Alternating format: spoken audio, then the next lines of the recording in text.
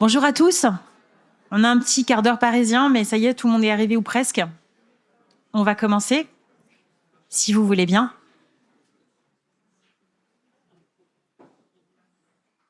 Merci. Donc bonjour à tous, bienvenue dans ce beau palais de la République pour célébrer les 5 ans du service civique Solidarité Senior.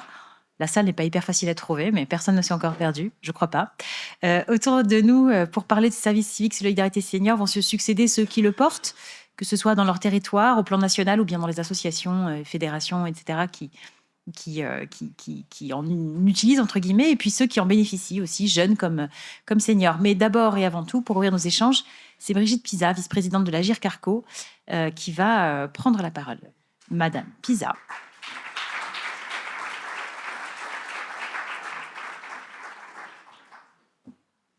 Bienvenue à vous. Bonjour, alors j'ai pris un petit mouchoir, non pas pour pleurer, mais simplement parce que malheureusement j'ai un rhume assez terrible. Donc j'espère que je ne vais pas perdre ma voix en plein milieu, mais en tout cas, sachez que si c'était le cas, le cœur y est. Donc mesdames les ministres, mesdames et messieurs les parlementaires, mesdames et messieurs, chers partenaires, chers jeunes engagés et chers seniors, je suis profondément heureuse et je dois le dire très émue d'ouvrir cet événement des 5 ans du service civique senior. Parce que ces 5 dernières années, ces 5 dernières années, il y a bien plus qu'un programme, il y a une conviction, il y a un combat et il y a surtout une promesse tenue. Je veux commencer par remercier celles et ceux qui sont ici aujourd'hui, les ministres qui nous feront l'honneur de conclure cette séquence, les parlementaires engagés sur ces sujets essentiels, nos partenaires, les structures d'accueil, les équipes mobilisées et surtout, les jeunes engagés et les seniors bénéficiaires. Vous êtes en fait la preuve vivante que ce que nous avons construit ensemble a du sens. Je vais être très directe. Quand ce programme a été lancé, rien n'était gagné. Et à plusieurs moments, tout aurait pu s'arrêter. Il a fallu convaincre, il a fallu expliquer, il a fallu insister et il a fallu tenir. Parce que nous étions persuadés d'une chose simple, on ne peut pas accepter, dans une société comme la nôtre, que des jeunes cherchent un sens à leur engagement et que dans le même temps, des seniors vivent dans la solitude. Ce n'est pas une fatalité, c'est un rendez-vous manqué. Et le SC2S est précisément cela, un rendez-vous que nous avons choisi de ne pas manquer. Si l'Agir Carco s'est engagé dès le départ, c'est parce que ça touche à notre ADN. Nous sommes un régime de retraite par répartition. Cela veut dire que notre modèle repose sur la solidarité. Mais une solidarité réelle, pas abstraite, pas seulement financière, une solidarité qui se vit, qui se voit et qui se ressent. Une solidarité qui crée du lien, qui redonne de la place et qui permet à chacun de rester acteur de sa vie. 5 ans plus tard, nous pouvons être fiers du chemin parcouru. Plus de 500 000 seniors accompagnés, plus de 26 000 jeunes engagés, des milliers de structures mobilisées sur l'ensemble du territoire. Oui, le programme a changé d'échelle. Mais ce qui me rend la plus fière, ce n'est pas seulement cela, c'est que nous n'avons jamais cédé sur l'exigence. Nous avons fait le choix collectivement de ne pas faire vite, mais de faire bien, de structurer les missions, de sécuriser l'engagement des jeunes, de les former, de les accompagner et de penser leur rôle en complémentarité avec les professionnels. Et surtout d'être attentifs aux situations les plus fragiles. Ce travail, nous l'avons mené avec nos partenaires, dans un esprit de co-construction exigeant avec tous les acteurs de terrain. Et c'est ce qui fait aujourd'hui la crédibilité du SC2S. Les résultats sont là, moins de solitude, plus de liens, plus d'envie d'agir chez des seniors, des jeunes qui grandissent, qui trouvent leur place, qui construisent leur avenir. Et surtout, quelque chose de plus profond encore, un regard qui change. Entre les générations, entre les parcours et entre les histoires de vie. Alors oui, aujourd'hui, je le dis avec conviction, le SC2S n'est pas un dispositif parmi tant d'autres, c'est un pilier, c'est un repère et c'est un point d'appui pour aller plus loin. Je le redis à nouveau clairement, nous avons eu raison de nous battre pour ce programme. Nous avons eu raison de croire qu'il fallait le maintenir, le renforcer et le faire grandir. Parce qu'au fond, ce que nous défendons ici, ce n'est pas seulement une politique publique. C'est une certaine idée de la société. Une société qui ne renonce ni à ses jeunes, ni à ses aînés. Une société qui organise la rencontre au lieu de subir la distance. Une société qui fait de la solidarité une réalité vécue. L'Agir Carco restera pleinement engagée avec la même exigence, avec la même détermination et avec la même conviction. La solidarité intergénérationnelle n'est pas un slogan. C'est une expérience vécue, c'est une responsabilité collective et c'est sans aucun doute possible l'une des clés de notre avenir commun. Je vous remercie de m'avoir écouté et je nous souhaite un très très bel événement. Merci à vous.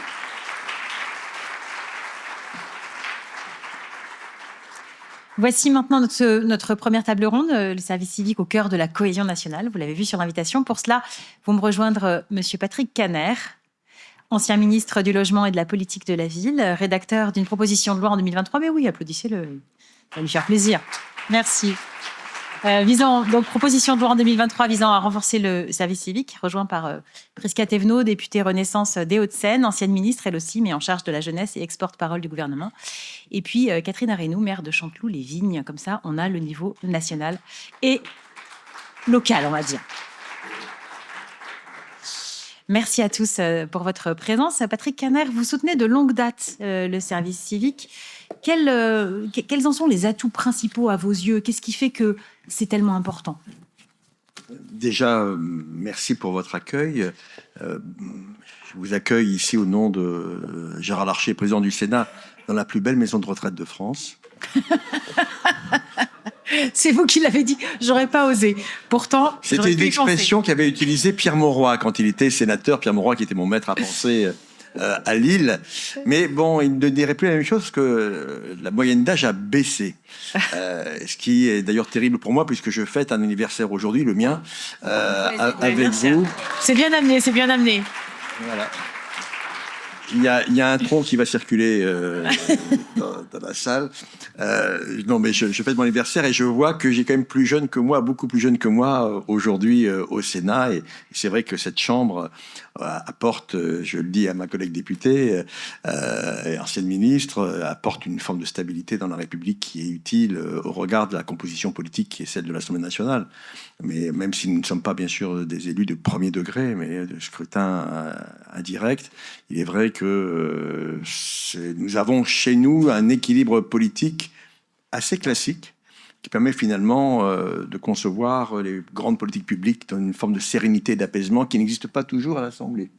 Ok, je vous ramène à nos petits moutons du service civique, si vous voulez bien. Oui, je sais que j'ai pas le temps, mais bon, je suis chez moi, madame, hein, donc... C'est pas faux. Alors plus sérieusement, oui, j'ai pas eu le choix, en fait, de soutenir le service civique. Cela étant dit, je vous laisse à l'EHPAD, hein, moi, j'ai pas encore envie d'y aller. Ça va mal finir cette affaire. Mais il est vrai que j'ai pas eu le choix. Quand je suis rentré au gouvernement en août 2014, j'avais une commande politique extrêmement ferme de la part du président de la République, François Hollande, relayé par le Premier ministre de l'époque, Manuel Valls, qui était de lui dire, mais le service civique est une très belle politique, une grande politique publique, qui repose sur l'engagement des jeunes, sur le volontarisme, qui est un élément d'émancipation extraordinaire. La commande était simple. Moi, que j'ai retrouvé d'ailleurs les chiffres, il y avait, quand je suis arrivé au gouvernement, 24 ou 25 000 services civiques. Et on a quitté le gouvernement, et Nadia s'en souvient, avec 78 000 services civiques, donc une augmentation quand même sensible, et on continue de progresser. Je pense qu'on peut aller plus loin, parce que c'est une politique vertueuse.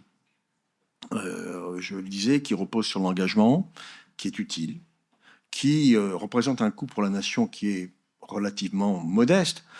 Je ne vous ferai pas l'argument de cruauté, puisque je sais que Lucia avait défendu cette politique qui maintenant a disparu, qui est celle du service national universel. Service national universel auquel, mais tu le sais, je n'ai jamais cru, personnellement, qui a été il fallait sûrement expérimenter, mais je savais que le service civique correspondait sûrement à autre chose en termes d'engagement, d'utilité pour la société. Et le service civique senior, merci à la GICARCO d'organiser notamment cette rencontre anniversaire. Le service civique senior est un élément nouveau de confirmation de l'utilité du service civique. Donc voilà, vive le service civique. Vous avez annoncé, madame, que j'ai porté une proposition de loi qui a été votée à l'unanimité ici au Sénat, qui ne prospère pas pour l'instant à l'Assemblée. Toujours très compliqué, les navettes entre l'Assemblée et le Sénat l'Assemblée et le Sénat. Mais j'espère qu'elle pourra exister. En tout cas, je suis convaincu que la question de l'engagement des jeunes sera une des questions importantes de la future campagne présidentielle qui, vous l'avez compris, a déjà quasiment commencé. Merci beaucoup. Prisca Thévenot, le service civique, on l'a compris, intéresse les responsables politiques au-delà des clivages partisans, au-delà de qui est dans quelle assemblée, puisque vous en êtes tous les deux l'illustration. Vous avez d'ailleurs co-signé avec Patrick Kanner une tribune fin 2025 publiée dans Le Monde sur la défense de ce service civique. C'est même un petit peu même question qu'à M. Kanner. Pour vous, pourquoi c'est tellement important de le défendre ? Merci beaucoup, merci aux intervenants et aux organisateurs pour cette table ronde et pour ce moment important, pour être en capacité aussi de nous rappeler qu'il y a de beaux dispositifs qui ont été là avant nous, qui sont là encore avec nous et qui devront continuer après nous. Il y en a de moins en moins parce qu'il est communément accepté que quand des forces politiques arrivent au pouvoir, elles ont envie de créer de nouvelles choses et d'avoir leurs choses à elles. Le service civique fait partie de ces objets politiques, de ces objets nationaux qui traversent les âges, qui traversent les courants politiques et qui peuvent faire en sorte que l'Assemblée nationale s'entende, ne fasse pas de bruit et avance de façon collective. Et c'est vrai que quand on avance de façon collective et sans bruit, on n'en parle pas beaucoup. Mais ça arrive quand même et le service civique en fait partie. Et ça en fait d'autant plus partie que aussi, entre les deux chambres, le Sénat et l'Assemblée nationale, je pense qu'il y a une large majorité pour continuer à soutenir ce dispositif. Si la classe politique est à ce point-là unanime sur cet objet politique et cet objet national, j'aime l'appeler objet national, c'est parce qu'il fait sens et qu'il fait sens d'une façon assez simple. Il ne s'agit pas d'un coup, même si c'est vrai que nous avons besoin de budget, et j'y viendrai dans mon propos ensuite, mais il répond clairement à une situation d'urgence qui est dans notre pays, un pays qui est, je vous l'apprends pas, qui est fracturé, qui se cherche du sens, où de nombreux débats opposent les générations entre elles. Et là, nous avons un objet qui permet à des jeunes, entre 15 et 26 ans, entre 16 et 25 ans, de trouver un sens, de le trouver pour eux, parce que ça aussi, c'est important de le rappeler, dans un engagement pour les autres.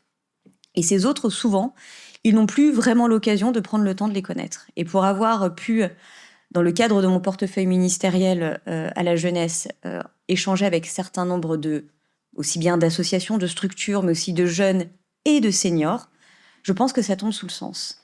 Et c'est là qu'on voit qu'entre les gouvernements qui ont pu se suivre et les présidences qui ont pu se succéder, les commandes, finalement, monsieur le sénateur, étaient les mêmes. Moi, je n'étais pas sous François Hollande, j'étais et je suis toujours sous un certain Emmanuel Macron, avec un ministre de tutelle appelé Gabriel Attal, et ma commande était peu ou prou la même. Peu ou prou la même. Et c'est ça qui est important de rappeler aujourd'hui. En revanche, et je pense que je pourrais parler pendant des heures et des heures pour vous expliquer le bien fondé de la nécessité de continuer à soutenir le service civique, je pense que si on est là, c'est aussi pour dire ce sur quoi on doit être vigilant. Et ce sur quoi on doit être vigilant, c'est le budget. C'était d'ailleurs l'objet de votre tribune. Voilà. C'était dans le cadre de la défense. Je suis désolée, alors je suis une vraie députée, je mets un peu les pieds dans le plat, je fais peut-être un peu... je respecte pas les cadres, mais le budget se prépare maintenant. On a réussi à sauver les murs l'année dernière. On a sauvé les meubles l'année dernière, il faut se dire les choses. Mais je pense que le service civique ne peut pas se penser à minima. Il lui faut une démarche de long terme, une visibilité sur plusieurs années pour pouvoir engager nos structures à s'organiser, à aussi appréhender de nouveaux dispositifs qu'elles puissent mettre en place, mais également à se rendre d'autant plus accessibles. Je me souviens déjà qu'à l'époque, on se disait qu'il fallait permettre à des structures, notamment sur le service civique seniors, de pouvoir accueillir des seniors, accueillir aussi potentiellement des jeunes en situation de handicap, et que ça se fait pas simplement en claquant des doigts, ça se fait avec du budget. Avoir près de 80 000 jeunes qui s'engagent chaque année et qui donnent de leur temps, ça se fait pas en claquant des doigts. Ça se fait en permettant à des structures de les accompagner, ça se fait en accompagnant ces jeunes, et ça se fait en mettant en place des missions de qualité avec un suivi régulier. Ça se fait avec du budget. Et si on veut qu'il y ait plus d'un jeune sur 10, parce que c'est le cas aujourd'hui, qui puisse faire un service civique, que ce soit un vrai projet de nation, qui n'est pas opposé à d'autres objets d'engagement, je pense, eh bien, il faut en mettre, encore une fois, je vous le donne en mille, du budget. Et donc, tout l'enjeu que nous avons, nous, à nos différentes responsabilités, aux différents moments dans lesquels nous sommes, que nous soyons ou que nous ayons été au gouvernement, que nous soyons au Parlement, dans les 2 chambres respectives, ou en tant qu'élus, nous devons être capables de porter cette voix claire, concrète, et de le faire pas simplement au travers de dépôts d'amendements, mais aussi au travers de mobilisation auprès du gouvernement dans l'écriture initiale du budget. Pourquoi ? Pas simplement pour dire qu'elle est dans l'opposition. Non, je ne suis pas dans l'opposition, mais je pense que quand on veut défendre quelque chose, il faut le faire directement. Parce que symboliquement, ça veut dire qu'on inscrit dans le marbre que le service civique n'est pas une variable d'ajustement budgétaire. En fait, c'est un peu un pôle de stabilité dans un contexte mouvant. C'est un très beau résumé. Et donc, tout l'enjeu que nous avons, nous aussi, à faire, c'est d'être en capacité de porter cela, de le préparer très rapidement. Et donc, encore une fois, merci pour l'organisation dans ce temps qui est le nôtre, parce que à l'Assemblée nationale comme au Sénat, ce temps précisément du budget commence maintenant. Merci à tous les deux. Avec vous, Catherine Arenou, on va voir comment ça peut se mettre en place, ces services civiques à l'échelle communale. C'est quelque chose à quoi vous teniez d'en mettre en place. Ça a pris un petit peu plus de temps que vous ne l'auriez peut-être souhaité. Et ça répondait pour vous à une forte volonté d'accompagner les jeunes dans leur insertion professionnelle. Est-ce que vous pouvez nous partager un petit peu votre expérience à l'échelle de votre ville ? Oui. Bien évidemment, dans un contexte un peu particulier que Patrick Caner connaît bien, c'est les territoires populaires en politique de la ville, dans lesquels la jeunesse est très importante. Plus de 50% des jeunes ont moins de 25 ans, des habitants ont moins de 25 ans. Et c'est aussi, paradoxalement, maintenant, une population extrêmement vieillissante, donc les 2 grands écarts, d'où le dispositif qui correspond très très bien à nos publics. Nos publics, vous connaissez malheureusement que par les médias, ce sont des jeunes qui ont besoin de sens, qui ont besoin de servir, qui ont besoin de comprendre, qui ont besoin d'être accompagnés et en qui on a le devoir de donner... Ça siffle. Et on a le devoir de donner une structuration pour ce service au public. Moi, le service civique, depuis des années, je considère que c'est un des dispositifs qui permet à notre jeunesse de rentrer, de mettre un pied dans la vie active et de mettre un pied au service sur mon territoire, petite ville, 11 000 habitants, pas tout à fait 11 000 habitants. Petite ville, on a travaillé parce que tous mes services étaient absolument volontaires. On a travaillé pour trouver les postes, les lieux où à la fois ce jeune découvrait la vie locale, découvrait le service aux autres et découvrait une orientation. Donc que ce soit dans le domaine de la santé, dans le domaine de l'éducation, dans le domaine de la culture, on a même ouvert un poste à la police municipale, comme quoi c'est possible aussi. On avait ouvert une microfolie avec un service civique, le bureau d'information jeunesse avait des services civiques, l'accompagnement des jeunes de cohorte de ce qu'on appelle la réussite éducative avec des services civiques. Il fallait que ces jeunes soient impliqués dans tous les moments de la vie locale où ils voient une évolution et où ils voient un plus à la fois pour les plus jeunes, mais pour eux-mêmes. Et puis quand ça fonctionne, ça a un avantage considérable, c'est que ce jeune, il est porteur d'un message. Chacun des jeunes qui est retenu dans un petit territoire, il est porteur d'un message, il est porteur d'un sens. Il s'aperçoit qu'il n'est pas qu'un pion dans un territoire, il est vraiment... le service civique porte très bien son nom pour lui. Quelques inconvénients quand le territoire est petit, mais je vois que maintenant avec Arco, on va réussir beaucoup mieux. C'est compliqué de mobiliser les jeunes de notre territoire. Ils sont beaucoup plus nombreux à venir d'ailleurs, sur nos territoires atypiques.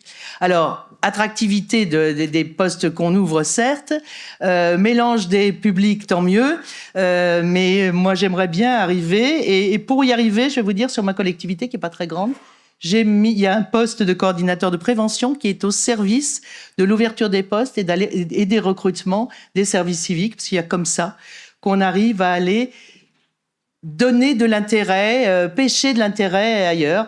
Mais voilà, moi je pense que je suis sûre que j'ai pêché moi par absence de communication. Au niveau local, on en parle relativement peu. C'est un combat qu'on doit mener.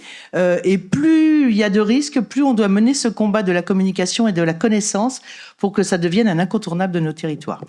Merci beaucoup. On verra tout à l'heure aussi que les jeunes entre eux en parlent et font une forme de cooptation. Les jeunes témoins et témoines, en l'occurrence, qui prendront la parole pourront raconter ça tout à l'heure. Un grand merci à chacun d'entre vous. Je vais vous libérer. Et ouais, c'est rapide. Vous vouliez dire un petit mot en plus, Monsieur Canard ? Allez, c'était pas prévu, mais je vous l'accorde avec grand plaisir. C'est gentil. Non, parce que j'aurais bien voulu évoquer cette proposition de loi que connaît... Alors, allons-y. Puisque on a progressé. Depuis Martin Hirsch, il y a eu la loi aussi égalité citoyenneté qui, par exemple, a permis aux services d'incendie et de secours, il y en a beaucoup aujourd'hui, de prendre des services civiques sur les territoires avec les départements. Mais cette proposition de loi que j'évoquais tout à l'heure vise, par exemple, à ouvrir les assemblées parlementaires aux services civiques. Aujourd'hui, le Sénat et l'Assemblée ne peuvent pas officiellement recruter de services civiques. Voilà, c'est une aberration. Les juridictions administratives et financières ne peuvent pas recruter, vous m'avez compris, entre guillemets, accueillir voilà, le mot est plus juste, des services civiques. Idée aussi de prendre en compte l'accomplissement d'un service civique lors de l'examen de la candidature présentée dans le cadre de la procédure Parcoursup. Des choses comme ça. Donc, voilà, ce texte, vous le retrouverez facilement, je vous le montre. Voilà, c'est un petit feuillet qui est là. Mais l'idée, c'est, vous avez là 3 soutiens, un maire engagé, 2 parlementaires engagés. L'idée, je pense que c'est d'aboutir à considérer que le service civique doit être une politique publique in progress. Il faut que ça continue à progresser. Il faut qu'on continue à l'étendre comme étant une évidence politique reconnue par toutes et tous. Créé à l'époque de Sarko, poursuivi à l'époque d'Hollande, aussi à l'époque de Macron. Voilà, il faut que ça reste une priorité politique. Et merci en tout cas de nous permettre de nous le dire aujourd'hui. Merci beaucoup, merci à vous. Merci. Avant de passer au deuxième temps de nos échanges, je sais c'est rapide, mais c'est pas de ma faute. Il y a beaucoup d'intervenants. Donc avant de passer au deuxième temps de nos échanges, on a une projection d'une petite vidéo rétrospective sur les 5 ans du service Solidarité Senior. Et je dois vous préciser qu'il y a un petit souci technique qui fait qu'on a l'impression que les gens sont en playback, mais juré craché, c'est pas vrai, ils étaient bien là, bien vivants.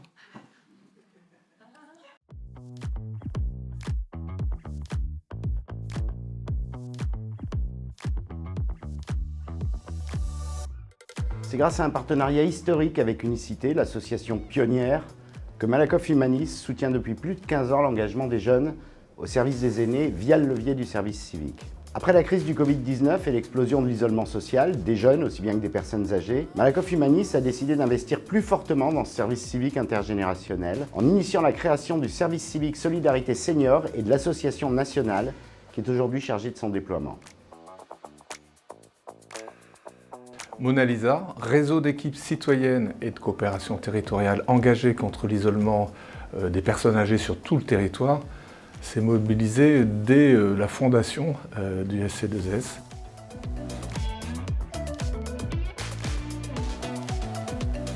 Début 2021, un comité de pilotage est créé, comprenant l'Agence du service civique pour le ministère de la Jeunesse, la CNSA, la DGCS et le SGMAS pour le ministère de l'Autonomie, et bien évidemment l'action sociale du régime Agirc-Arrco. Ce comité de pilotage a acté toutes les grandes décisions qui ont porté le service civique Solidarité Senior pendant 5 ans.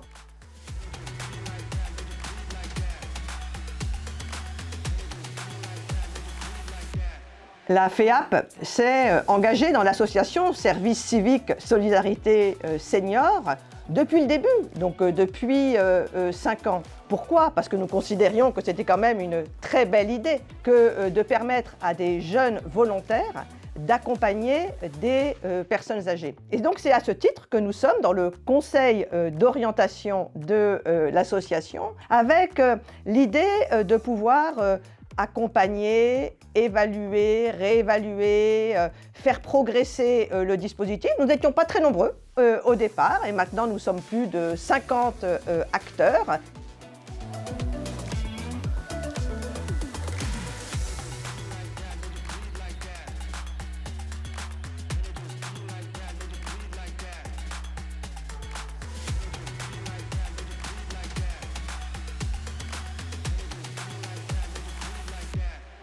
One more time.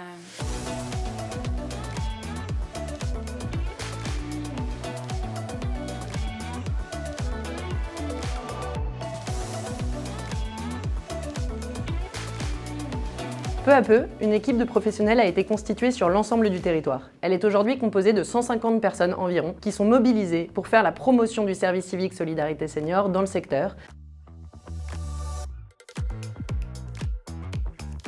Sur la base des expériences d'unicité, de l'UFCV, de Ciel Bleu ou des Petits Frères des Pauvres, un socle de qualité de formation de 5 jours a été conçu afin d'apporter à tous les jeunes, quelle que soit leur structure d'accueil, de quoi être outillés pour réaliser leur mission auprès des personnes âgées, volet sur lequel le centre de formation des Petits Frères des Pauvres a été particulièrement mobilisé.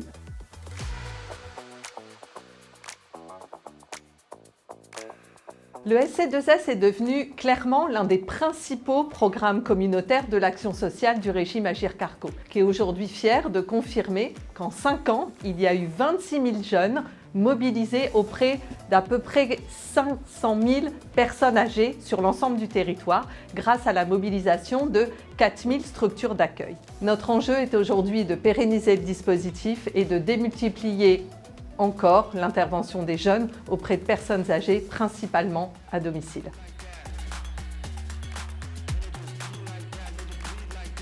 Le service civique Solidarité Senior relève un des principaux défis de notre société, bien vieillir, faire reculer la dépendance par la solidarité entre les générations.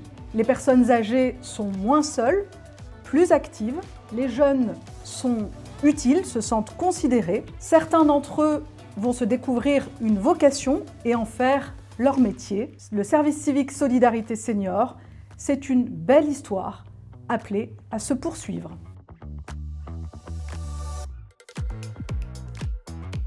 Le service civique Solidarité Senior contribue de manière cruciale à nos politiques publiques en matière d'autonomie des personnes âgées. La DGCS, aux côtés de la CNSA, soutient depuis l'origine le service civique Solidarité Senior et nous sommes convaincus de la nécessité de l'accompagner dans sa croissance future.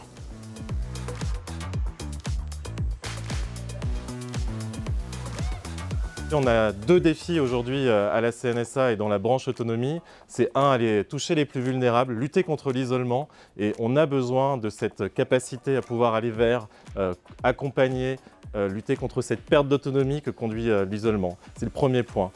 Le deuxième sujet, c'est évidemment la capacité à mobiliser cette ressource sur le long terme, l'attractivité des métiers, du lien, du soin. On a 40% des jeunes qui sont à vos côtés qui aujourd'hui basculent de façon durable dans le secteur de l'accompagnement et du soin. On a un tiers d'entre eux qui accompagnent les personnes âgées. C'est un vivier de ressources essentiel pour nous. On a été à vos côtés dans le pilotage du dispositif. Désormais, nous le finançons de façon durable et on espère se retrouver dans 5 ans pour pouvoir faire un bilan encore plus qualitatif de notre action. One more time.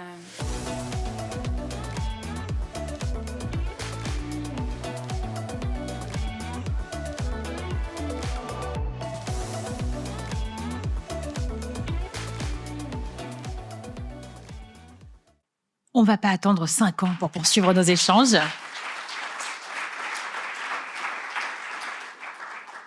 Merci. Ce service civique Solidarité Senior, c'est donc évidemment, est donc évidemment au cœur de la solidarité intergénérationnelle et on va continuer à en parler, de lui tout particulièrement.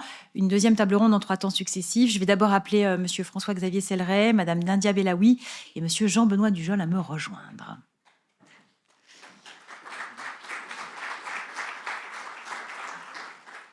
C'est petit comme applaudissement, ils sont 3.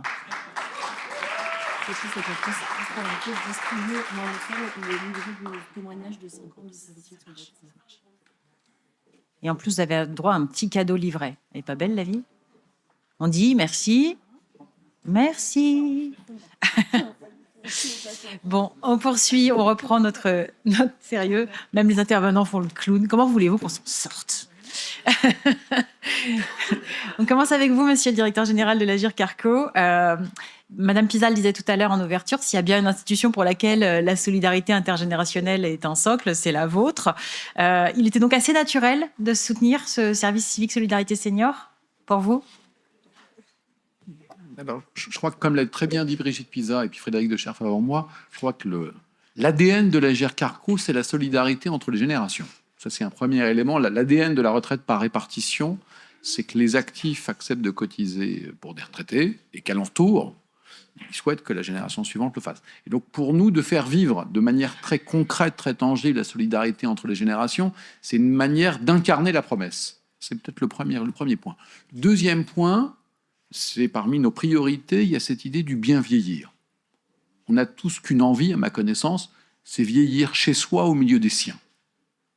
Puis troisième élément, c'est là où c'est donc l'attente de nos aînés, l'attente des personnes âgées, l'attente de chacun d'entre nous. Et puis le troisième élément, ça a été dit aussi tout à l'heure, je crois que quand on est jeune, on a une soif d'engagement, on a une soif de sens, je pourrais même dire, on a même une soif de radicalité. Et donc de pouvoir proposer, je dirais, à chaque génération la capacité de s'engager dans une cause qui dépasse sa propre existence, ça correspond à répondre à cette soif de sens.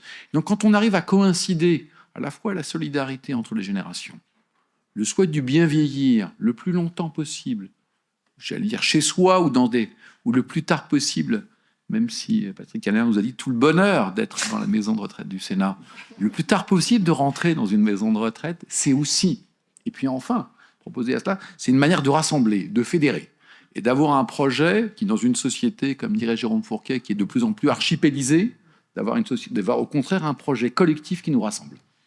Alors on voit que donc on est aujourd'hui là pour les 5 ans. Est-ce que vous avez perçu une évolution en dehors des données quantitatives qu'on a déjà évoquées? Est-ce que c'est quelque chose qui vous semble s'ancrer davantage, auquel les différentes structures semblent être davantage attachées? Est-ce que vous êtes davantage sollicité que quand ça a été lancé? On a cru comprendre que c'était pas si simple de le défendre au début.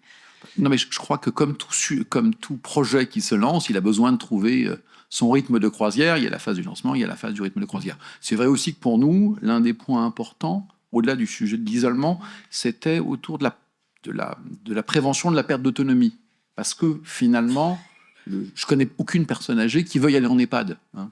Même s'il y a les collègues d'Univi qui sont là, je le dis souvent, personne ne veut y aller. Ou quand on y va, c'est un peu contraint et forcé. Donc pour nous tous, c'était un peu de mettre la priorité, j'allais dire, excusez-moi du terme, mettre le paquet pour retarder le plus possible l'entrée en EHPAD. Le plus possible. Donc, d'où la question du domicile, d'où la question des foyers logements, d'où la question des résidences autonomie, parce que ça répond à l'attente de chacun d'entre nous. Donc c'est normal aussi quand comme dit Claude Lévi-Strauss, on a besoin de se renifler, on a besoin de s'apprivoiser, on apprend à se connaître. Et donc je crois que c'est aussi le fait, en 5 ans, pour arriver à avoir la phase de la maturité, c'est normal qu'on passe par plusieurs étapes. Et c'est la vie. Et demain, le vieillissement va s'accentuer. Est-ce qu'il faudrait davantage de jeunes en service civique encore qu'est-ce qu'il y a là? Est-ce que c'est soutenable financièrement? Alors, je crois qu'il y a la question, vous l'avez évoqué, la dimension financière, ça a été dit.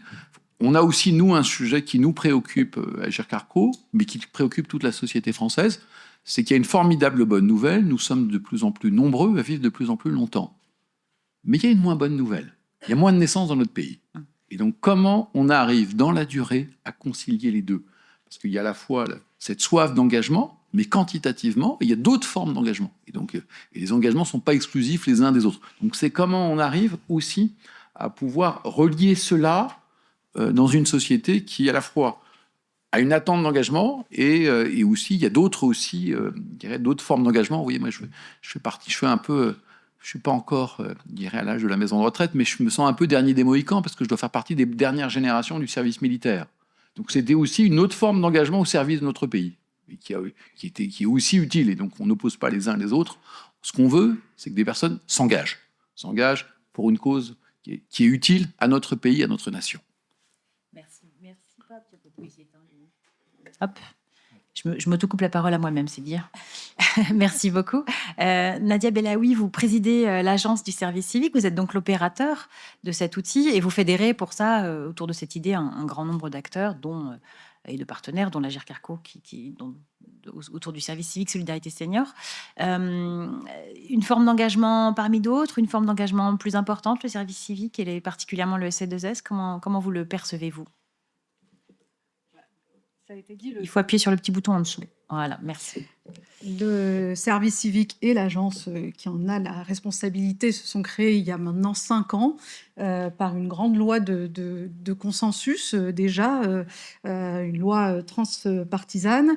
Et en 16 ans, le service civique a montré combien il était utile aux jeunes de ce pays.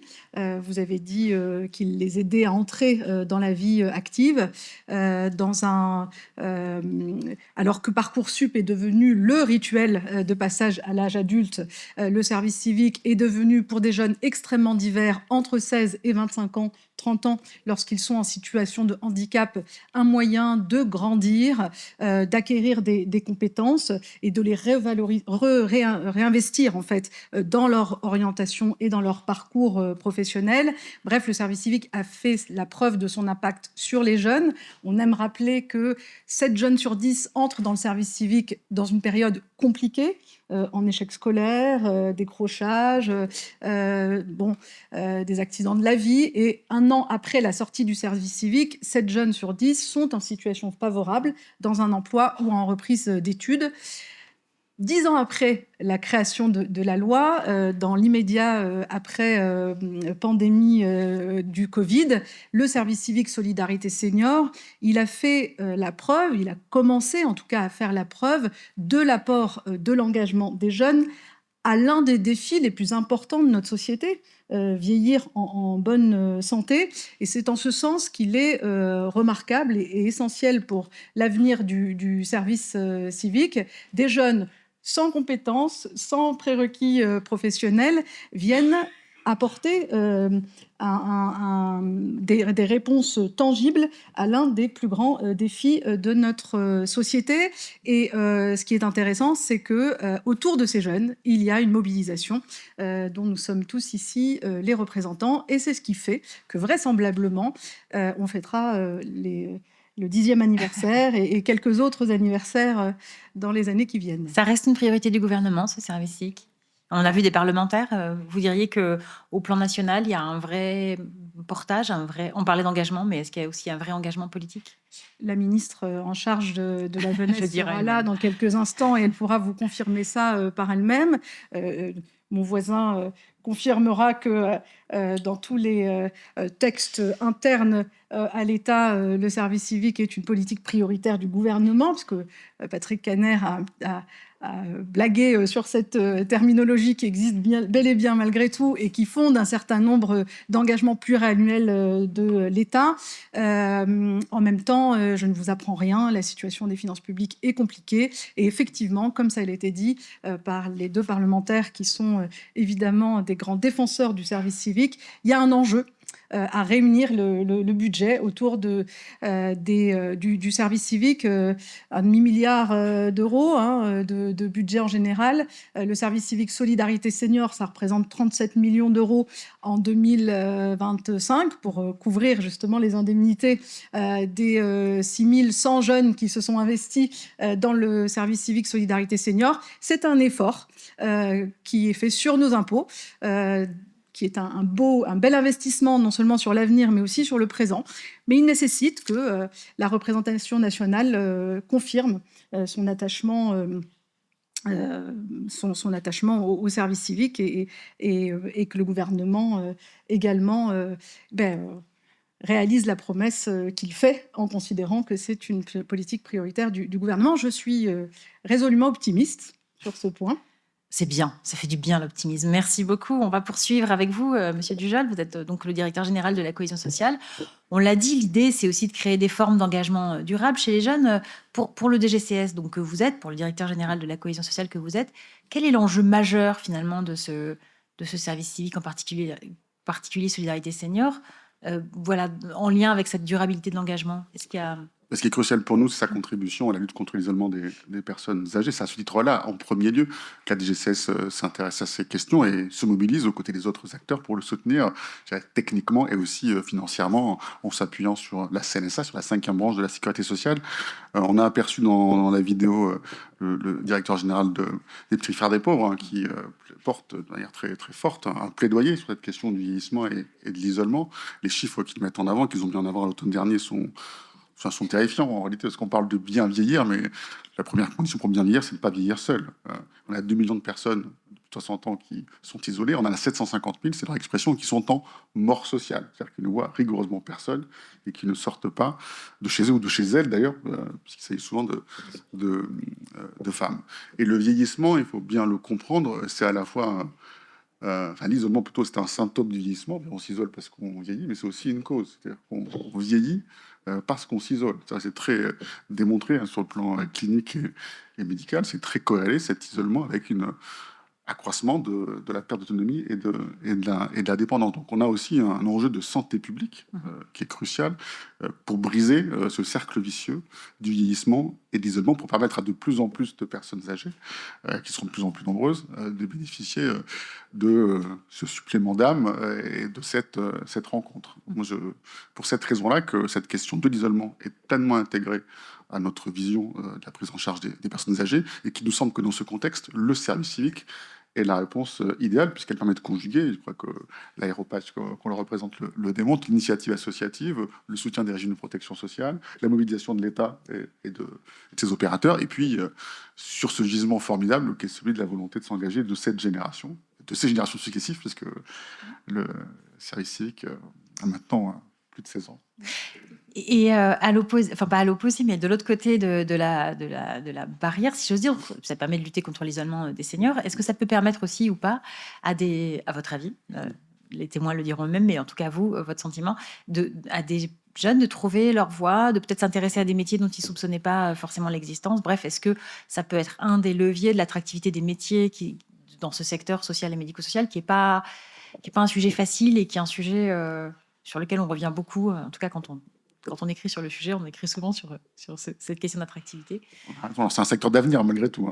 C'est ça l'avantage. Donc on a besoin de convaincre de plus en plus de jeunes, et de moins jeunes, parce que c'est aussi un secteur dans lequel on se reconvertit, d'embrasser des carrières et de persévérer dans ces carrières, parce qu'on a aussi un problème de départ en cours de carrière dans ce secteur. Ce qui est formidable avec le service civique, on pense souvent, c'est le double, le triple, le quadruple dividende du service civique. C'est un bienfait considérable pour la personne qui l'accomplit, le jeune, pour la personne qui bénéficie de l'intervention du jeune, pour la structure qui organise le service et la mission, qui voit ses moyens d'action décuplés, et puis pour la société dans son ensemble. C'est vraiment cette capacité du service civique à rayonner, à impacter dans toutes les dimensions, qui en fait la force. Et s'agissant des jeunes en particulier, en lien avec la question que vous me posez, les chiffres ont été évoqués dans la vidéo, ils sont très frappants. C'est-à-dire qu'il y a une proportion très importante, de 40%, je crois, des jeunes gens qui décident de poursuivre, on l'a dit, soit en reprenant des études, soit en s'orientant directement vers ces métiers, dans les carrières du social et du médico-social. Alors même qu'initialement, ils n'avaient qu'une vision peut-être imparfaite, pour une partie d'entre eux en tout cas, et surtout livresque et théorique de ce que pouvaient être ces métiers. Donc pour nous, c'est un levier essentiel dans un moment où la crise des vocations, vous l'avez dit, est très importante, et qu'on ne fera rien de tangible et de durable dans ces domaines sans convaincre plus de personnes de se lancer dans ces carrières qui sont extrêmement satisfaisantes en dépit de leurs difficultés. Merci beaucoup. Une question me vient, je ne sais pas pardon, ça n'a pas été du tout préparé, elle me vient en vous écoutant les uns et les autres. Peut-être que c'est vous qui aurez la réponse, Nadia Belaoui. Est-ce qu'on a des chiffres sur le nombre de jeunes filles par rapport au nombre de jeunes gens qui sont engagés ou pas? Parce que je me disais, est-ce que ça va vraiment contribuer au rééquilibrage parce que des genres dans ce métier? Est-ce que quelqu'un a le chiffre? Il n'y a dans la salle que des experts du service civique, donc je crois qu'on sait à peu près tous vous dire. Mais c'est 80-20 C'est ou... une histoire 6 filles pour 4 75, garçons. ouais. Non, 60% quand même. Ah, 60. Avec évidemment des missions, des domaines sur lesquels les garçons sont majoritaires. C'est ce que j'allais dire. Peut-être que le service solidarité civique, solidarité senior, c'est peut-être ça le 75-25. Voilà. Peut-être que ça déséquilibre un petit peu les... Bon, ça ne va pas, Monsieur Dujol, arranger nos affaires quant à la masculinisation des métiers. du social et du médico-social, on est d'accord. Ça va Alors peut-être même faire que amener c'est un souci pour nous et qu'on travaille aussi à ces questions, à dégenrer ces métiers, à convaincre aussi plus de garçons de se lancer dans ces professions. Merci beaucoup à tous les trois. Oui. Prisca Thévenot, désolée, je voulais me permettre de le dire. En réalité, sur le sujet de dégenrer les activités, les professions liées aux seniors, le service civique senior permet justement de répondre à cela. Parce que sinon, de façon extrêmement évidente, facile, avec peut-être un non-dit qui est que les filles vont être plus facilement orientées ou vont plus facilement aller vers des métiers de service et d'aide à la personne, le service civique, en se proposant aussi bien aux garçons qu'aux jeunes filles, permet aux jeunes hommes d'expérimenter et aussi de raconter. Je vais vous donner un exemple très concret.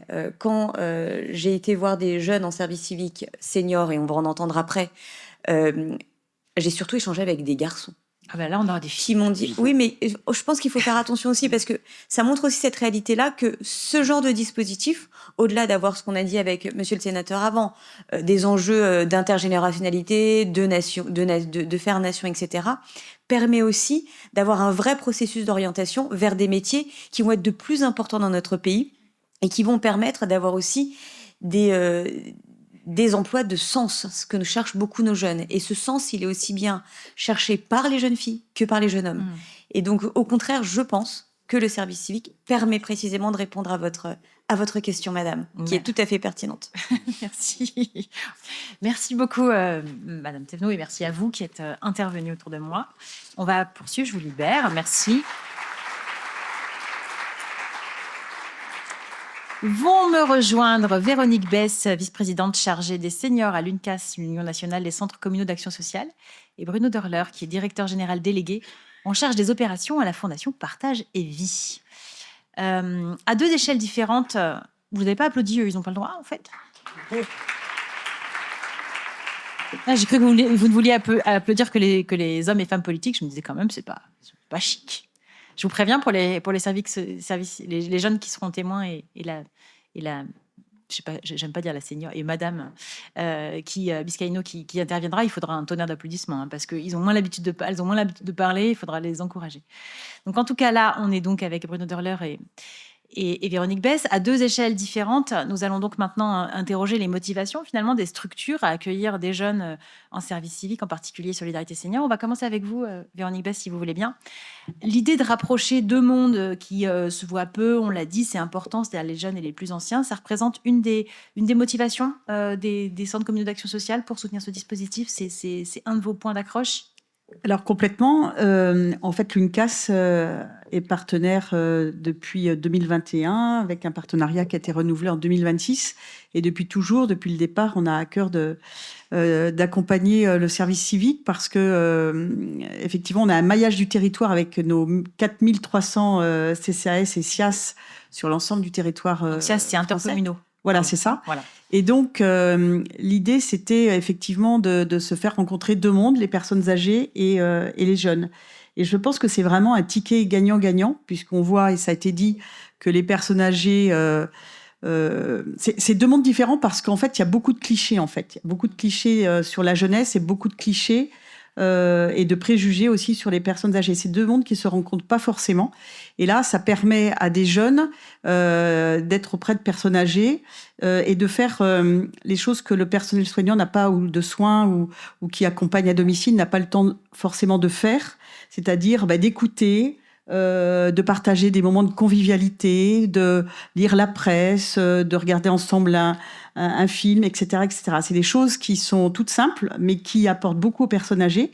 Et à côté de ça, les jeunes reçoivent aussi beaucoup de la personne âgée. C'est-à-dire qu'ils apprennent un petit peu leur histoire, et ils apprennent le passé, des pages de vie, etc. Et c'est très enrichissant. Et ça a été dit tout à l'heure, c'est vrai que nos jeunes, souvent, ils veulent donner peut-être plus que jamais, donner du sens à leur vie. Et à travers ce service civique, on le voit, ils s'impliquent beaucoup et ça leur donne du sens. Et surtout, je voudrais aussi insister là-dessus, ça permet de découvrir des métiers. Parce que souvent, je le disais, il y a beaucoup d'appréhension, beaucoup de clichés sur les personnes âgées. Et on a besoin de recruter sur tous ces métiers, notamment du domicile. Et il y a des jeunes qui ont changé de parcours de vie grâce au service civique. Pardon, j'ai cherché le mot. Et ça, c'est très important aussi. Des jeunes qui se sont découverts des vocations et qui se sont lancés dans tous ces beaux métiers. Je crois que vous avez un peu des retours, enfin, c'est ce que vous me disiez, vous aviez des retours des CCAS, alors pas de tous, bien sûr, il y en a 4000, vous l'avez dit, mais qu'est-ce qu'on vous dit le plus fréquemment des apports locaux que ça peut avoir? Est-ce que, je sais pas, ça peut diminuer des tensions dans un quartier à un moment donné? Enfin, quels sont les retours que vous avez, si vous en avez en tête? Alors en fait, depuis le départ, les CCAS et les SIAS ont accompagné 900 jeunes en service civique, ce qui représente à peu près 12 000 personnes âgées, ce qui n'est pas rien. Et en fait, les retours sont extraordinaires, avec des beaux parcours de vie, encore une fois. Il y a des jeunes qui ont découvert des vraies familles, des jeunes qui nous ont fait part, par exemple, de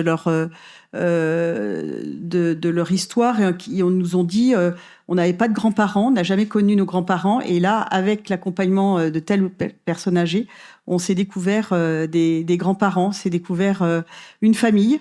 Et puis, on a aussi, j'ai le souvenir d'une jeune d'ailleurs, qui me disait aussi qu'elle était plutôt partie, orientée vers les métiers du sport, et qu'elle avait beaucoup de préjugés sur les personnes âgées, c'était un monde qu'elle ne connaissait pas. Pour elle, c'était un monde complètement fermé. Et grâce à ce service civique, elle a complètement changé sa vision des choses, et elle est partie, elle veut en faire son métier maintenant. Mmh. On verra effectivement des exemples de cet ordre-là tout à l'heure. Merci beaucoup à vous. Bruno Dorler, la Fondation Partage et Vie a accueilli déjà plus de 300 jeunes, si je ne dis pas d'ânerie, en service civique Solidarité Senior. Pourquoi un tel engagement d'un groupe comme le vôtre? À quoi ça sert dans les établissements au quotidien?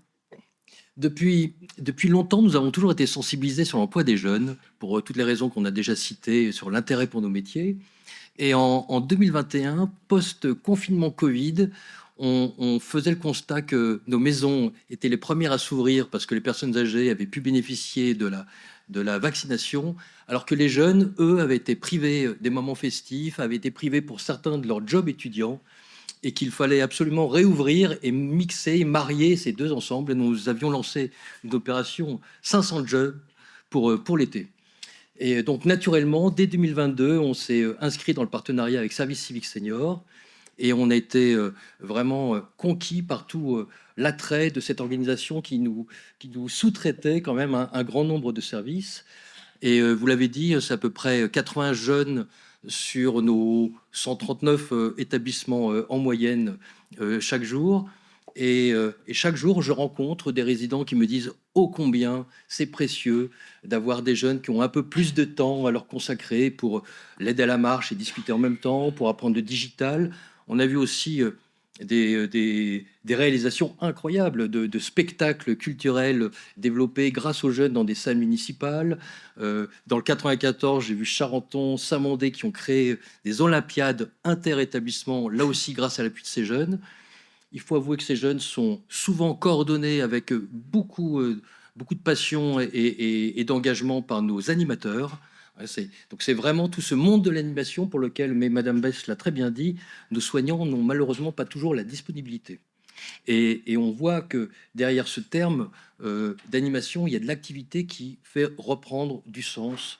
Et c'est un véritable atout thérapeutique. En fait, ça permet un accompagnement plus individualisé. Si je comprends bien, chacun peut formuler un peu sa demande plus précise de moi, j'ai besoin que tu m'aides à mieux marcher, j'ai envie de te raconter des histoires, faire vivre mes souvenirs, c'est ça? C'est exactement ça. Donc c'est un apport considérable. C'est aussi un apport pour le jeune, tout le monde l'a cité, mais moi je me souviens lors de la visite de Madame Prisca-Thévenot sur notre service à domicile d'Atmosphère, où un jeune avait dit « mais moi j'ai appris les échecs ». Donc là, c'est une valeur peut-être un peu simple, mais nous avons aussi embauché des jeunes qui ont fait des métiers chez nous. Nous avons des vocations. J'ai rencontré un dernier jeune qui m'a dit « Moi, j'attends Le résultat, je me suis inscrit à l'école d'infirmière. J'espère pouvoir y faire mon métier. Donc, vous voyez que c'est vraiment un ensemble qui se marie bien. Alors, je crois savoir que vous aimeriez en accueillir davantage. D'abord, Oui. est-ce que c'est le cas? C'est ça le bémol. On voit toute la limite du poids hiérarchique. J'avais fixé 2 jeunes par établissement, ce qui fait à peu près 200. On en est à 80.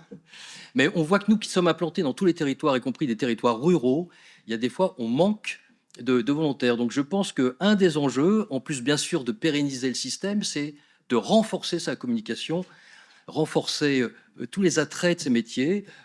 Moi, en tant qu'employeur, en tout cas, entre 2 CV identiques, celui qui a fait un service civique senior, il a forcément ma préférence. Donc, renforçons un peu toute cette dynamique autour de ce formidable apport. Et alors, Madame Arenou, tout à l'heure, je le rappelle, maire de Chanteloup-Lévis, nous disait que c'était compliqué de trouver suffisamment de jeunes dans les quartiers prioritaires de la politique de la ville. Vous nous dites que c'est compliqué à la campagne. Bah, c'est facile où alors? Ils sont où les jeunes? Non, mais plus sérieusement, sur les établissements que vous avez, où ils sont un peu partout, il y a des endroits où c'est plus simple que d'autres? Oui, je pense peut-être plus densément peuplé, ou voilà, ce genre de choses. Oui, c'est ça. En ville, c'est souvent plus facile. Parce qu'on voit aussi, ça a été cité, des jeunes qui sont en transition de formation. J'ai loupé mes 3 premiers mois de fac et en attendant ma 2e, du coup, je fais un service civique. C'est aussi des apports. Mais je pense que dans le milieu rural, il y a encore de la communication à faire. Donc, Madame le maire, je suis d'accord avec vous, il faut intensifier les communications partagées pour montrer tous les atouts de ce métier. Et alors, vous l'avez dit tout à l'heure, ces jeunes sont souvent encadrés par les animateurs. On l'a dit aussi beaucoup, il peut y avoir un manque de personnel, etc. Comment... C'est toujours simple de dire tu vas prendre du temps pour encadrer quelqu'un, ou un animateur peut à un moment donné dire écoute, j'ai déjà pas le temps de faire mon boulot, si en plus tu mets un jeune qui a besoin d'apprendre lui aussi, j'y arriverai pas. Vous avez plutôt des... C'est toujours le sujet, c'est y compris le même sujet avec les stagiaires. Vous savez, il y a certaines professions qui nous disent « Ah non, mais moi, j'ai pas le temps d'accueillir un stagiaire, je suis déjà débordé. » Quand on leur dit que c'est un investissement sur lequel il y a un retour immédiat dans les mois suivants, c'est formidable. En plus, avec Service Civique Senior, il y a quand même un service initial qui est bien. Les jeunes sont déjà sensibilisés, ils sont encadrés. C'est pour ça que je disais que le service est vraiment, vraiment au point, y compris même dans son marketing. Moi, je dis toujours, vive les polos jaunes. Hein, ils sont identifiés, ça développe une fierté. Donc, c'est... Merci beaucoup à vous deux. Merci. On Merci va beaucoup. accueillir maintenant ces jeunes et ces moins jeunes. Je me permets, je peux réintervenir. Bien sûr. Allez-y. À nouveau. Je suis désolée, je suis très bavarde. J'allais vous le dire, mais vous l'avez dit avant moi. Vous voyez, si vous me piquez des vannes... C'est la différence entre le Sénat et l'Assemblée, c'est que nous, on y va, quoi. Mais non, je voulais dire, je rejoins parfaitement le sujet, peut-être des difficultés par rapport à certains territoires, certaines régions, par exemple pour l'accessibilité, le déplacement, la mobilité, mais aussi le logement. Parce que je pense qu'il y a beaucoup de ruraux qui voudraient venir en urbanité, et ça, j'ai envie de vous dire, c'est un peu plus facile, mais aussi l'inverse. Et à l'époque, ce qu'on avait commencé à travailler, bon, le temps nous a été compté malheureusement, mais ce qu'on avait essayé de travailler, c'est aussi le lien avec les régions, pour pouvoir voir comment on pouvait aussi offrir dans un écosystème global, pas simplement des jeunes en mission, mais aussi une offre de logement et des capacités de mobilité adaptées à ces jeunes. Parce que sinon, et c'est ça ce qu'on voyait aussi, c'est que beaucoup de jeunes étaient freinés parce que d'un point de vue économique, ça ne pouvait pas suivre. Et donc, tout cet écosystème du service civique, on doit pouvoir aussi le travailler parce que, bien sûr, il y a le service civique Solidarité Senior dont on parle aussi aujourd'hui, mais en réalité, il y a le service civique tout court. Et c'est ça qu'on doit pouvoir continuer à développer sur les années à venir. Et peut-être que dans 5 ans, on fêtera les 10 ans en se disant qu'ensemble, que les régions aussi ont participé, ont été, parce qu'elles sont demandeuses, ont participé à cette croissance. Merci beaucoup. Alors là maintenant, ça va être un tonnerre d'applaudissements pour accueillir les bénéficiaires de ce dispositif. Allez, parce que qui mieux qu'eux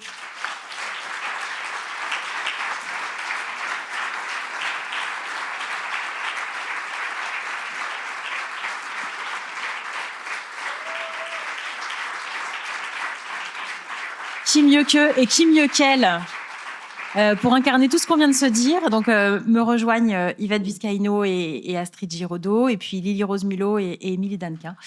Voilà, que des filles. Mais on est très heureux de vous accueillir. Lily Rose, on va commencer avec vous, si vous voulez bien. Vous êtes dans un EHPAD de la région lyonnaise. Et vous avez fait votre service civique, ou vous avez fait votre service civique. C'était après des études aux Beaux-Arts d'Annecy. Racontez-nous un peu votre parcours, ça peut être surprenant comme enchaînement, dites-nous. Oui, déjà bonjour à tous, merci beaucoup, je suis très honorée d'être ici pour témoigner de mon parcours. Donc oui, j'étais aux Beaux-Arts, donc j'ai fait des études d'art à la sortie du lycée. Et en fait, ça a été un peu chaotique. Du coup, c'est ce que vous avez dit tout à l'heure, j'étais perdue, je savais plus quoi faire et j'avais plus trop de sens à ma vie. Et j'ai ma maman qui est ici, qui a trouvé le service civique et qui m'a montré la petite présentation de la colline de la Soie, le groupe ACPPA à Lyon, qui proposait un service civique avec nos aînés en participant à des projets artistiques. Et c'est pour ça que j'ai choisi cet établissement.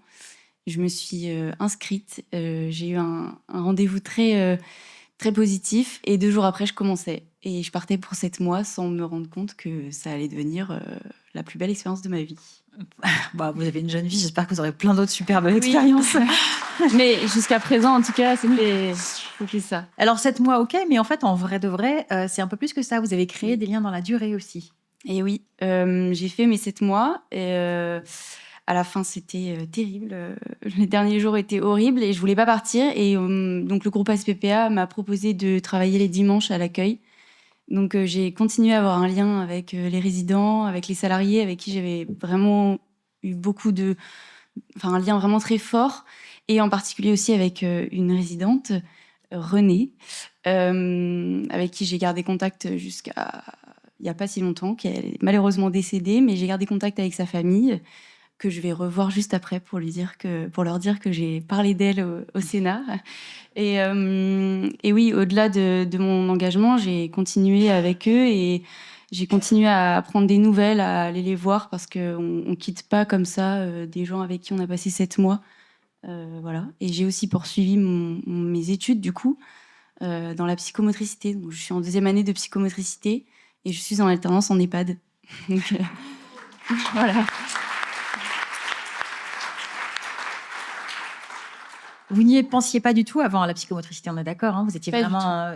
donc ça vous a permis de trouver... je connaissais pas le métier en fait. Et il y avait une psychomotricienne à la colline de la Soie et je la voyais pas souvent, mais c'est vrai que quand j'ai arrêté mon service civique, c'est là où je me suis rendu compte que c'était pas simplement un engagement pour 7 mois, qu'en fait j'avais besoin de ce contact avec l'autre et aussi avec les personnes âgées.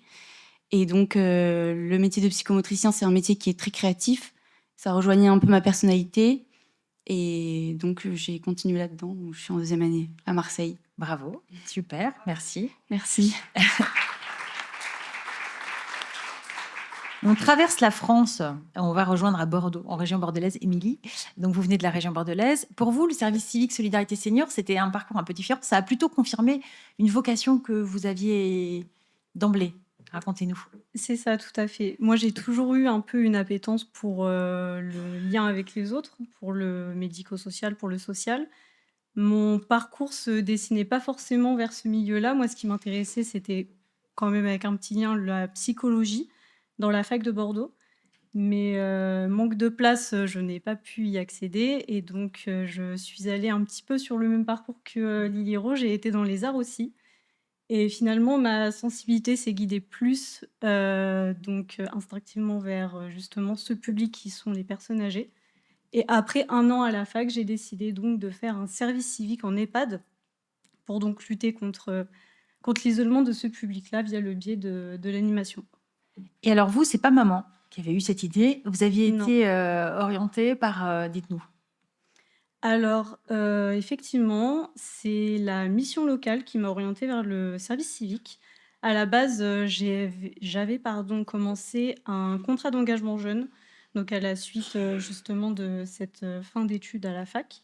Et en fait, ils m'ont dit, le service civique existe, je ne connaissais pas du tout. C'est vrai qu'on n'en parle pas au lycée, on n'en parle pas aux jeunes qui parfois ne savent pas quelle étude ils veulent faire, ne savent pas vers quoi s'orienter. Et j'ai trouvé ça dommage, justement, de ne pas avoir connu ça avant, parce que je pense qu'instinctivement, j'y serais allée directement. Et effectivement, on m'a parlé de ça directement à la mission locale. Et en fait, ça a été pour moi une évidence après. Je me suis dit, mais en fait, c'est exactement ce que je cherche, c'est exactement ce que je veux. Donc, c'est ce que j'ai fait. Et alors, il me semble que vous-même, vous en parlez un peu autour de vous, aux jeunes de votre âge maintenant, vous assurez la com finalement, vous faites le service après-vente.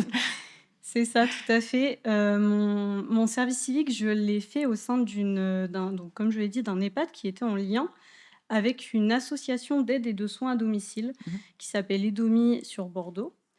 Et maintenant, dans cette association, donc je suis en alternance, j'ai continué mes études dans le domaine. Maintenant, je suis sur la fin d'un BTS dans le secteur médico-social et j'ai un poste de chargé d'appui à la qualité des services de l'association. Et donc, je gère maintenant en partie, d'une certaine façon, les services civiques, justement. La boucle est bouclée, vous les recrutez, quoi. Exact. Et non, je ne les recrute Non, je pas, mais plaisante, je fais du lien Vous les avec soutenez, en eux, tout cas. du lien avec les personnes âgées, c'est ça. Donc, c'est assez marrant, c'est assez intéressant. Et j'en profite également pour en parler beaucoup, effectivement, autour de moi, à mes proches, aux personnes moins proches qui ne connaissent pas, mais aussi aux personnes de mon école, à qui j'ai pu notamment faire découvrir l'EHPAD dans lequel j'ai effectué mon service civique en les emmenant directement et en faisant faire une animation avec les résidents, et ça leur a beaucoup plu. C'était vraiment une très belle expérience. Vous continuez à être bénévole vous-même, je crois. Exactement, oui. Alors, un peu comme Lily Rose aussi, j'ai eu du mal à couper le lien avec les résidents. C'était assez compliqué parce que c'est vrai qu'on on leur apporte beaucoup, je pense, pendant d'autres missions, mais eux nous apportent aussi énormément. Et comme il a été dit auparavant, c'est vrai qu'on a comme un petit lien qui se crée, quelque chose de limite familial qui arrive. Et en fait, j'ai voulu conserver ce lien. Donc, je me suis engagée en tant que bénévole dans l'EHPAD où j'ai pu faire mon service civique et faire des animations avec eux le week-end, où c'est vrai que c'est des périodes souvent un petit peu creuses, où on a moins de personnel. Souvent, on a aussi du coup l'animateur ou l'animatrice qui n'est pas présent sur les lieux. Et donc, c'est des moments qui peuvent être redoutés par les résidents de l'établissement. Et donc, j'ai insisté justement pour intervenir sur ces moments-là, pour ne pas couper en fait le lien pour ces personnes-là et qui se retrouvent justement pas seules dans ces week-ends-là. Et donc, ça a été vraiment... j'ai pas du tout regretté mon choix. Ça a été super et je le suis encore actuellement et je prends beaucoup de plaisir. Donc, voilà. Super. Merci beaucoup.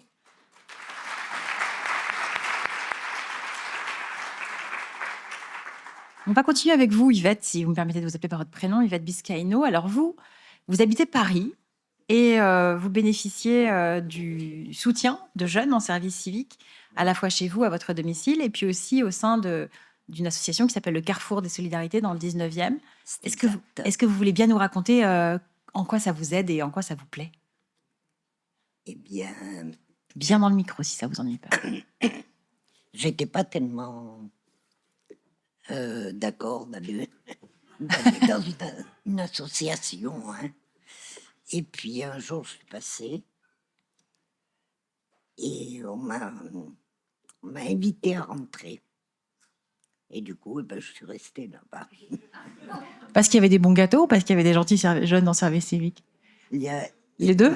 Il y avait des bons gâteaux, oui. Fait maison. Mais par justement, Astrid en fait de très bons. et c'est vrai que elles sont toujours à l'écoute de ce qu'on a, de nos peines, de nos joies. Et elles arrivent à nous divertir. Qu'est-ce que vous aimez faire avec elle, par exemple? On va aussi interroger Astrid tout à l'heure, mais vous, qu'est-ce que vous aimez bien fabriquer quand on vient vous voir chez vous, ou bien quand vous les rencontrez à l'association, parce qu'il y a le double truc. Et chez moi, on parle déjà, on se raconte.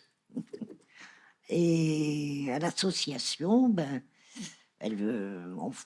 on fait des ateliers, comme la manucure.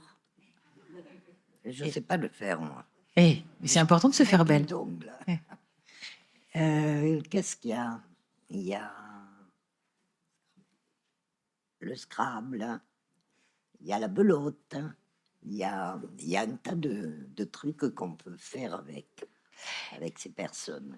Et vous développez parfois des liens très particuliers. D'ailleurs, pardon? Vous développez parfois des liens très particuliers, plus resserrés avec certains. Vous la regardez tout le temps, Astrid, par exemple.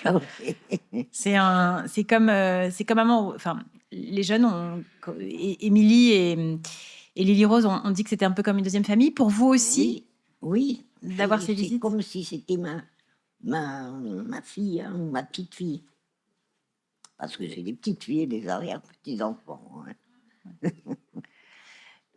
Et alors, l'isolement est moindre, vous trouvez? Parce que dans Paris, on peut être un petit peu seul, peut-être, Ben, dans une si, ville où... si j'avais pas l'association, c'est vrai que sortir, ben, j'en aurais pas tellement envie.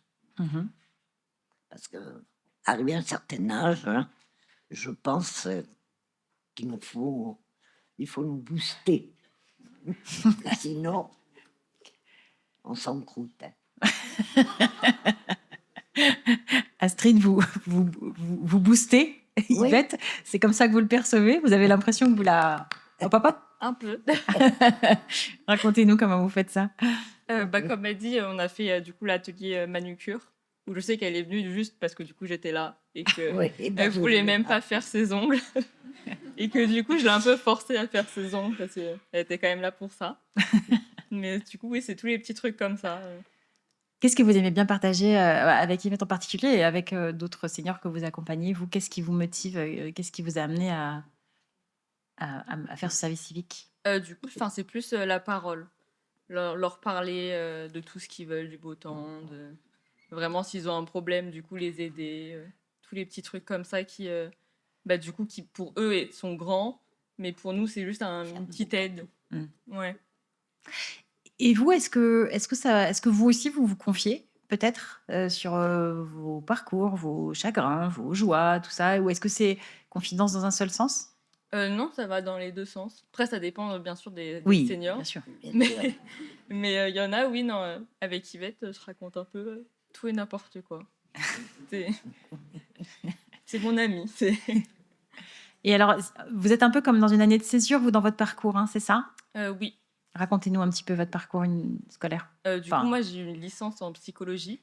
Mhm. Et malheureusement, en fait, il n'y avait pas assez de place pour les masters.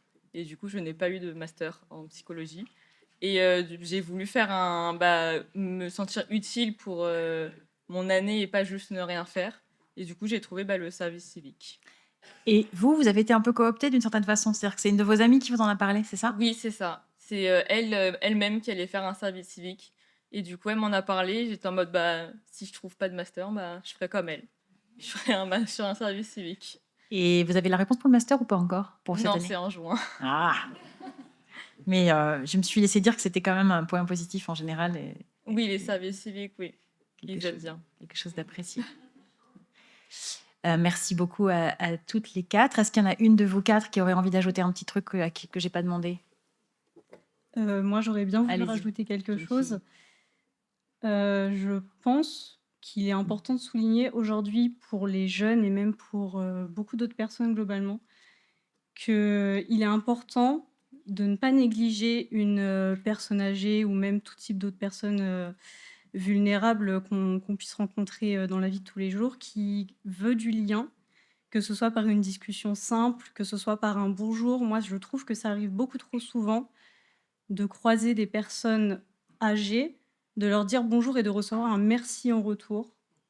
Moi, je trouve ça fou qu'ils nous remercient de les considérer, de leur dire bonjour. Je trouve ça dingue. Donc, je pense qu'il est important quand même de se dire que nous, ça nous prend 5 minutes dans notre journée, de leur dire bonjour, de discuter un petit peu avec eux.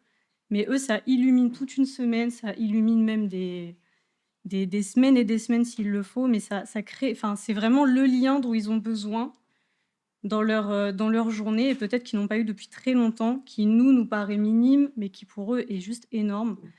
Et donc je voulais vraiment mettre un point d'honneur là-dessus, sur le fait qu'il ne faut pas qu'on minimise ça et qu'on minimise leur isolement et peut-être ce que ça peut provoquer chez eux. Merci beaucoup. Merci à toutes les quatre.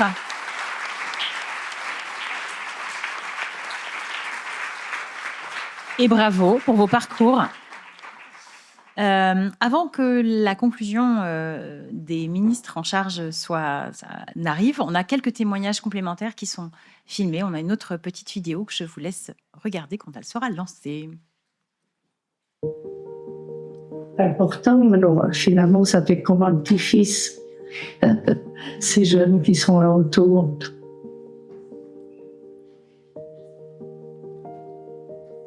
En parallèle de ma mission, je suis étudiante dans l'événementiel. Mais grâce à cette mission, j'ai pu réaliser que mes envies étaient autres. Et je pense passer une formation dans l'animation pour travailler avec les seniors.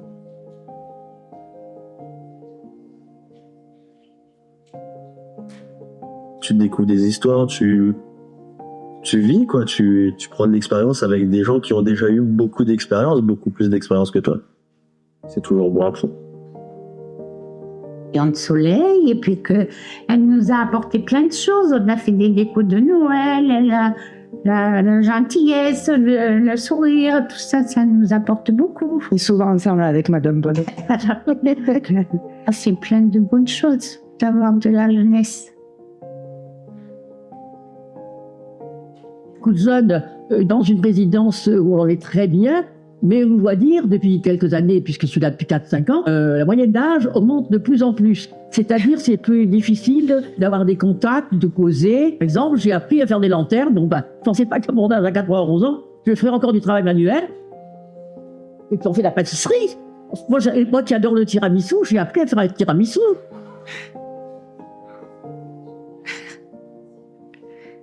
Elle me rend service, mais en plus, elle me fait plaisir. Parce que je peux parler avec elle, elle est gentille, et elle a tout pour elle. Et puis on parle, et on plaisante, vous avez vu, hein? On ne fait que ça, plaisanter. Heureusement que je l'ai. Ces deux en jaune, là, je les vois de temps en temps, je les aime bien. C'est qu'ils viennent de l'extérieur, on sait qu'ils sont là, on sait quand ils sont pas là. Ils font partie, on le sait, de la maison pendant un temps. J'aime bien le contact jeune avec nous. Je suis contente de ce qu'ils m'apprennent.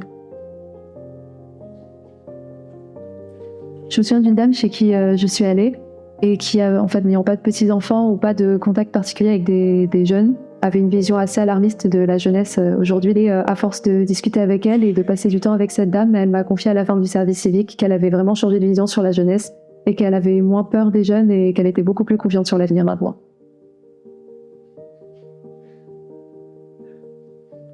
On s'occupe des anciens, et dans l'autre temps, on s'en occupe pas. On les mettait dans un coin, puis c'était tout. Quand on arrive d'arriver des jeunes, ça fait plaisir, qui nous apportent quand même un petit peu de fraîcheur, voilà. Et puis on a des nouvelles de l'extérieur un petit peu, comme on ne sort plus maintenant.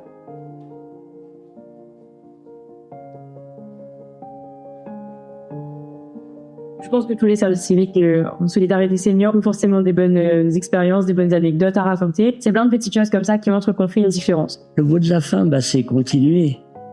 Continuer, c'est du bon au cœur et c'est une autre vie et elle est bien agréable. La solitude fait qu'on a envie de parler, c'est une espèce de logorée. Eh bien, ils peuvent m'écouter et ils le font, je crois, gentiment, parce que ce qui est important aussi, c'est de pouvoir donner. Et quand on est seul, à qui donne-t-on? Je sais que je pourrais à tout moment avoir un rendez-vous, avoir en face des gens qui me font exister.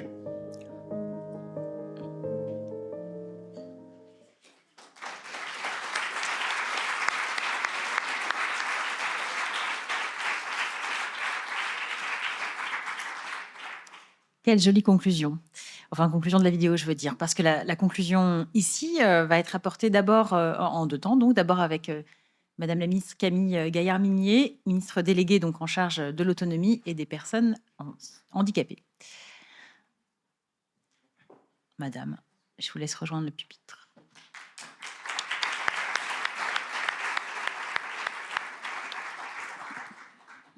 Merci. Merci. C'est difficile de prendre la parole après ces beaux mots de conclusion. Je crois que c'est vrai que c'est pas facile. La conclusion, elle est déjà donnée. Je vais quand même essayer de vous apporter quelques mots supplémentaires. Madame la ministre, chère Marina, Monsieur le Président Patrick Kanner, Mesdames, Messieurs les députés et sénateurs, Monsieur le Directeur Général et Madame la Vice-Présidente de l'Agirc Carco, Mesdames et Messieurs les représentants des associations, des fédérations et des collectivités, Mesdames et Messieurs. Nous sommes le 29 avril et c'est la journée de la solidarité intergénérationnelle. Votre colloque vos tables rondes, vos invités, vos témoignages, finalement, incarnent parfaitement ce qu'apporte le caractère intergénérationnel. On l'a dit dans cette vidéo, ce sont des rires, des amis, du plaisir, même des recettes de tiramisu. C'est faire du lien. Vous savez, faire du lien, c'est la meilleure des préventions contre les effets d'un vieillissement et sur la perte d'autonomie. Donc, vous faites du bien et vous permettez aux gens, finalement, d'exister comme ça a été indiqué. Plus de 2 millions de nos aînés vivent seuls, parfois sans visite, parfois sans téléphone qui sonne. Et c'est le paradoxe de notre temps. Près de 2 jeunes sur 3 nous disent eux aussi se sentir seuls. La solitude n'a pas d'âge. Et elle a en revanche un coût pour les corps, pour les esprits et aussi pour la cohésion d'un pays. Alors je voudrais commencer par cette idée toute simple qui m'a finalement frappé en lisant la tribune que vous avez publiée avec 20 partenaires. Ce qui manque le plus à notre société, ce n'est pas l'information, c'est la relation. À partir de ce constat, il y a 5 ans, presque jour pour jour, naissait ainsi le service civique Solidarité Senior. C'était au sortir d'une crise sanitaire qui avait laissé nos établissements fermés, nos familles séparées, nos aînés derrière des vitres. Et dans le même mouvement, des milliers de jeunes en suspension, privés d'études, privés de perspectives. De cette double épreuve, vous avez fait, Marie, Jean-François, Nathalie et tous les fondateurs ici présents, non pas un dispositif, mais une rencontre. 5 ans plus tard, les chiffres sont là.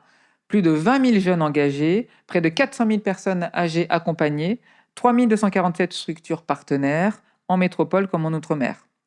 Pour la seule année 2024, ce sont 9 852 volontaires qui ont rendu visite à 157 471 seniors. Les chiffres sont précis. Derrière chacun de ces chiffres, il y a une porte à laquelle on a frappé, un thé qu'on a partagé, une partie de cartes, une promenade, un rire. Voilà ce que produit le service civique Solidarité Senior, une réciprocité, le sentiment des deux côtés d'avoir donné autant que l'on a reçu. Cette solidarité-là est une politique publique finalement à part entière. Notre pays vieillit. D'ici 2050, le nombre de Français de plus de 85 ans aura doublé. Le service civique Solidarité Senior trace une voie, celle qui dit que la jeunesse, quand on lui fait confiance, est l'une des plus belles ressources d'une société qui prend soin d'elle-même. C'est pourquoi je vais être très clair devant vous ce soir. La conférence nationale de l'autonomie que nous allons organiser, qui se tiendra en septembre, se fera avec vous. La solidarité intergénérationnelle y aura évidemment toute sa place. Il y a un dernier point sur lequel je souhaite insister. 6 mois après leur mission, plus de 40% des jeunes du service civique Solidarité Senior s'orientent vers les métiers du médico-social. On l'a encore entendu dans le témoignage sur la vidéo. Et 17% choisissent spécifiquement l'autonomie.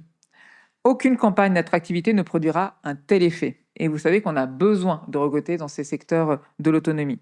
Ce sont les missions elles-mêmes qui, en faisant découvrir ces métiers de l'intérieur, leur redonnent leur place, c'est-à-dire la première. Voilà pourquoi le service civique Solidarité Senior est aussi très concrètement une politique de formation, une politique de l'emploi et une politique de revalorisation des métiers du soin.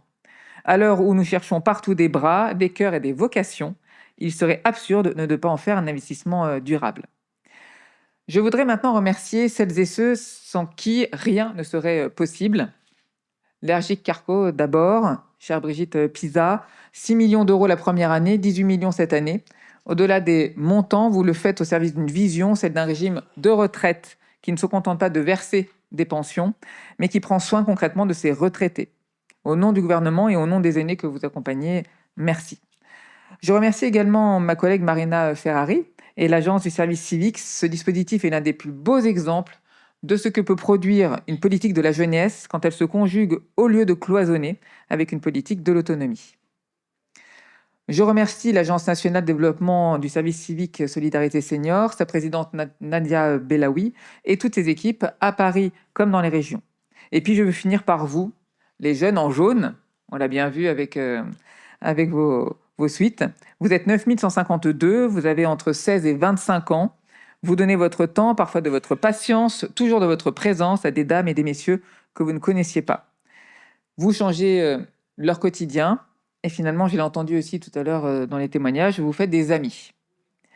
Mesdames et messieurs, une société qui laisse ses anciens seuls n'est pas une société moderne, c'est une société qui renonce à ses valeurs. Une société qui laisse sa jeunesse se sentir inutile n'est pas une société d'avenir, c'est une société qui se prive du meilleur. au service civique Solidarité Senior, à ses fondateurs, à ses partenaires, à ses jeunes et à ses aînés, je veux dire ce soir, au nom du gouvernement, continuez. C'était aussi le mot de la fin de cette vidéo, donc continuez et nous serons à vos côtés.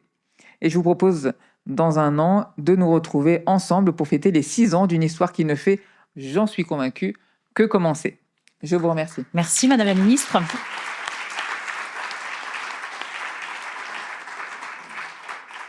Vient le temps de parole de votre, on dit quoi, consoeur, collègue, collègue, Marina Ferrari, donc ministre des Sports, de la Jeunesse et de la Vie associative. Merci beaucoup Sophie Massieu. Alors on peut dire collègue et amie, et voisine aussi, voilà, une Iséroise et une Savoyarde. Alors ma très chère Camille, Madame la Ministre, Monsieur le Ministre, mon très cher Patrick, Mesdames et Messieurs les parlementaires, Mesdames et Messieurs les élus, Madame la Présidente de l'association, chère Marie, de l'association ANDSC2S, c'est difficile à dire, très chère Marie, Madame la Présidente de l'Agence nationale du service civique, chère Nadia, que j'ai aperçue, Madame la Vice-présidente de l'ARGIC ARCO, chère Brigitte, Mesdames et Messieurs, et j'ai envie de vous dire, chers amis. Alors le service civique, vous le savez, c'est une politique publique majeure en direction de la jeunesse qui repose sur une conviction qui est claire et affirmée et que nous avons toutes et tous en partage ici. L'engagement des jeunes est une richesse pour notre société et une expérience qui est décisive dans notre parcours de vie. En effet, depuis plus de 15 ans, le service civique offre à chaque jeune la possibilité de vivre une expérience utile, encadré et reconnu. Et c'est un engagement volontaire ouvert à toutes et tous, sans condition de diplôme, vous le savez, de 16 à 25 ans et jusqu'à 30 ans pour les personnes en situation de handicap. Il permet de s'impliquer concrètement dans des missions d'intérêt général au plus près des besoins de nos territoires. Alors avec l'appui de l'Agence du service civique, ma chère Nadia, le ministère des Sports, de la Jeunesse et de la Vie associative veille à la qualité des missions qui sont proposées, à l'accompagnement des jeunes et à l'égalité d'accès aux dispositifs sur l'ensemble de notre territoire national. Ce cadre national est d'ailleurs essentiel parce qu'il garantit que chaque mission repose bien sur des principes communs et sur des exigences qui sont clairement établies. Il permet que le service civique soit unanimement reconnu et défendu. Alors aussi dans le contexte budgétaire exigeant, je sais que vous en avez parlé, nous avons fait un choix important, c'est de maintenir le nombre de missions à 135 000 cette année encore. Ce choix traduit une priorité qui est donnée à la jeunesse et à l'engagement. Grâce à cette constance, d'ici la fin de l'année 2026, ce seront 1 million de jeunes qui auront réalisé un service civique depuis sa création. Je tenais ici à vous remercier toutes et tous, car ce choix, nous l'avons porté collectivement pour notre jeunesse. Et mon cher Patrick, les discussions budgétaires nous ont bien occupés. Merci, parce que vraiment, nous avons eu un soutien très important.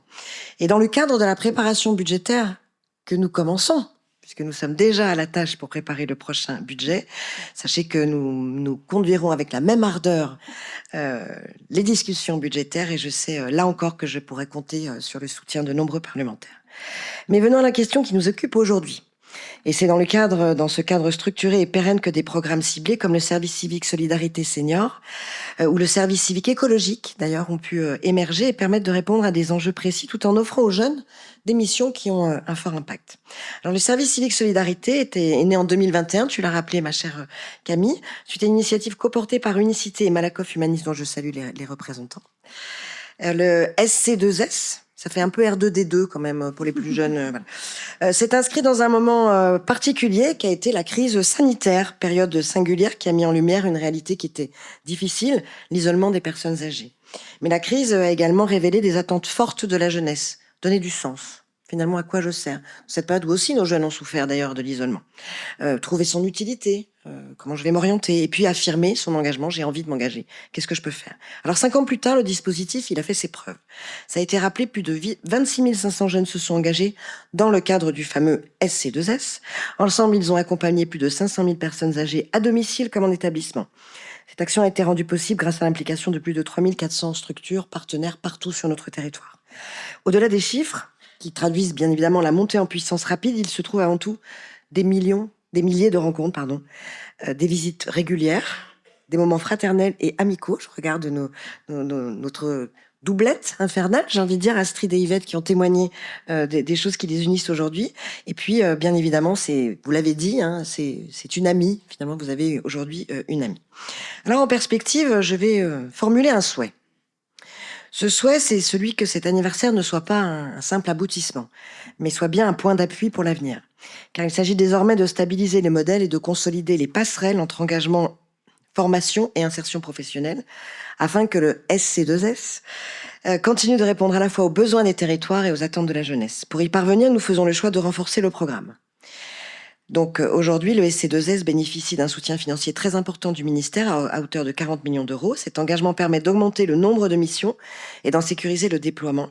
Ainsi, cette année, ce sont 6600 missions, soit une augmentation de 8% par rapport à l'année dernière, qui seront réalisées. Ce renforcement, il s'accompagne d'un travail approfondi sur la gouvernance. La pérennité du SC2S repose sur un modèle partagé associant l'État, les partenaires sociaux et le monde associatif. Je remercie à ce titre, l'ensemble des parties prenantes et particulièrement l'Agirc Arco qui a été salué pour son financement, et je salue chaleureusement l'engagement de tous les acteurs associatifs. Merci, mais vraiment merci du fond du cœur à vous tous. Mais méfiez-vous parce que vous savez, chez moi en Savoie, merci, ça veut dire encore. En 2026, une nouvelle étape est également franchie avec la création d'une commission dédiée au sein du comité stratégique du service civique. Sa gouvernance est actuellement en construction. Cette commission, elle vise à renforcer la lisibilité du programme, sa reconnaissance et la qualité de son pilotage. Elle doit permettre au SC2S de continuer à grandir tout en restant fidèle à son ambition initiale. Et pour terminer, je souhaiterais enfin m'arrêter sur les indispensables à cultiver dans notre société, malheureusement, vous le savez, vieillissante. En même temps, c'est bien, soyons heureux de pouvoir vieillir, c'est un privilège. J'évoquerai tout d'abord le lien intergénérationnel. Le programme permet des rencontres régulières entre des jeunes et des personnes âgées.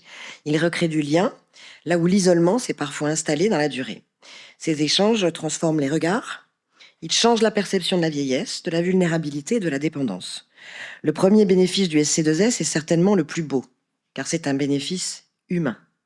Plus d'un jeune sur deux maintient un lien avec une personne âgée, vous l'avez dit, Astrid et Yvette, qu'il a accompagné ou avec la structure d'accueil après la fin de sa mission. Ce chiffre dit beaucoup, il montre que le SC2S permet de créer des relations durables. Alors Yvette, je dois vous le dire, non seulement vous avez un très beau prénom, c'est celui de ma mère, mais alors moi pour le scrap pas trop, mais la belote je suis prête. Hein. On peut y aller, c'est quand vous voulez. Mais le SC2S, c'est aussi une expérience fondatrice pour les jeunes. Et là, vous l'avez vraiment...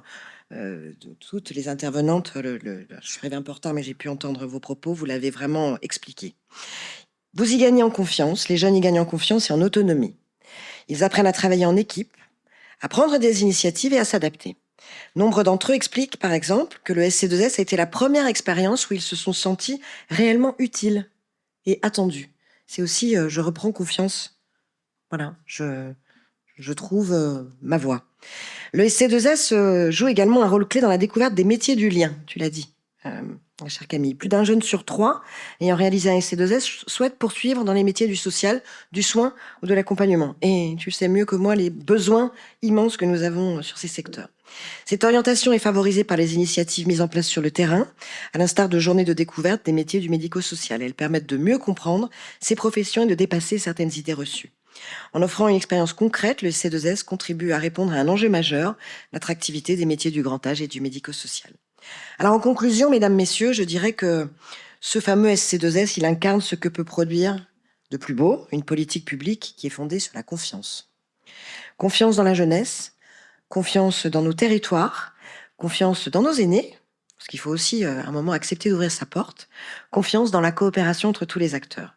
5 ans après sa création, le SC2S est à la fois une réussite et une promesse pour nos aînés, pour notre jeunesse et pour notre société tout entière. Alors, continuons et j'espère que vous saurez pouvoir compter sur nous parce que nous comptons également sur vous, donc tous ensemble, poursuivons cette belle politique publique. Je vous remercie. Merci.